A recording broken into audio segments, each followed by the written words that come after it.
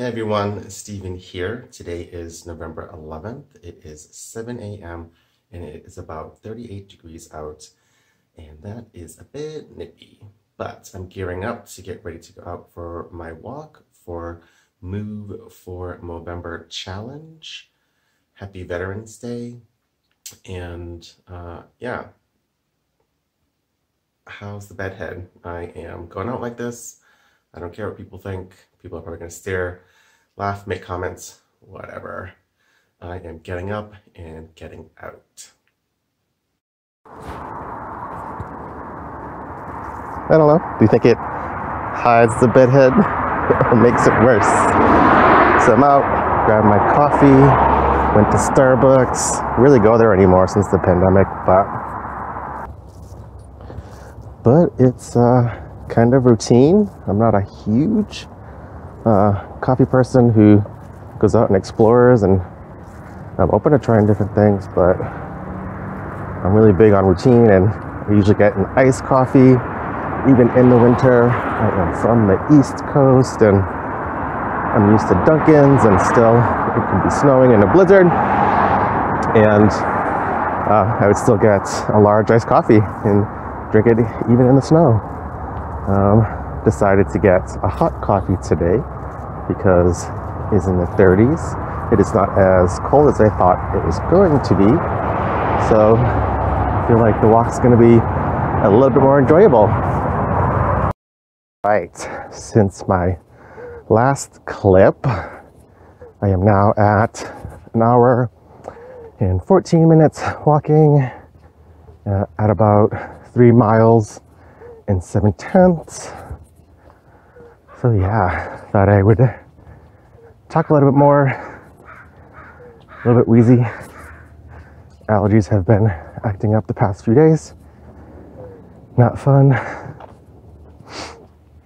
But I guess one of the things that I wanted to talk about as we think about, again, Move for November, men's health, suicide prevention, raising funds, getting donations so that they can provide the funds for these programs. Something that I wanted to talk about is the Compassionate Friends, TCF. It is a national nonprofit that supports grieving parents, siblings, and grandparents.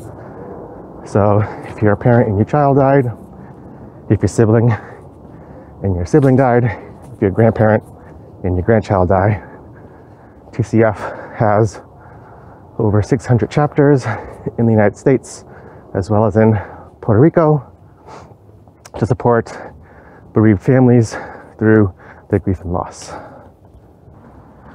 All right, making sure that I'm being as responsible as I can when I walk by people, putting my mask up. So yeah, if anyone who's watching this and you are a bereaved parent, a bereaved sibling, or a bereaved grandparent, I would encourage you to look up the Compassionate Friends online. The groups, a majority of them are meeting virtually. There are private Facebook groups. If you are a bereaved sibling, there is one specifically for you all to join us. It always sucks to have to invite someone to the group because it's really devastating for any loss to occur, for a death to happen, for people to grieve, and yet it's a safe place where we can share our thoughts and feelings and what we're going through. I personally am a bereaved sibling, and it's really helpful that we have that online space. A lot of the chapters do not have a siblings group. One of the things is that we're often known as the forgotten mourners, and so a lot of our spaces tend to be online versus in person, which is okay because we have a lot of awesome siblings who are stepping up to the plate. We're having online groups for bereaved siblings. We just started an LGBTQ bereaved siblings group. I helped to facilitate that. So if you are LGBTQ and your sibling died, feel free to join the group. We have our Zoom meetings every first and third Thursday of the month, 6:30 p.m. Pacific time, 9:30 p.m. Eastern time. And yeah, it's just a great space for us to connect. So when we're in the larger group, private Facebook group, we can talk about what's going on. And then we have a specific group again for the LGBTQ plus community, so we can talk about our grief and the challenges we face as bereaved individuals and how our sexual orientation and gender identity can impact our grieving process and being able to share and get healing, because it can be very difficult to grieve your sibling if people don't accept or acknowledge who you are, who you love, how you identify. And that's a horrible place to be if no one is there to support you in your grief and loss because they ignore you because of your sexual orientation and or gender identity. So that's it for now.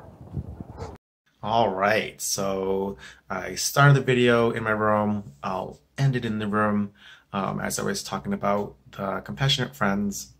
So again, if you're a bereaved sibling, a bereaved grandparent, or a bereaved parent, I would encourage you to look at the compassionate friends. Again, there are online groups, there are online meetings, as well as online chapter meetings. So usually in each state there are chapters. They might not be close. However, again, they are doing a lot of virtual meetings so that people can attend.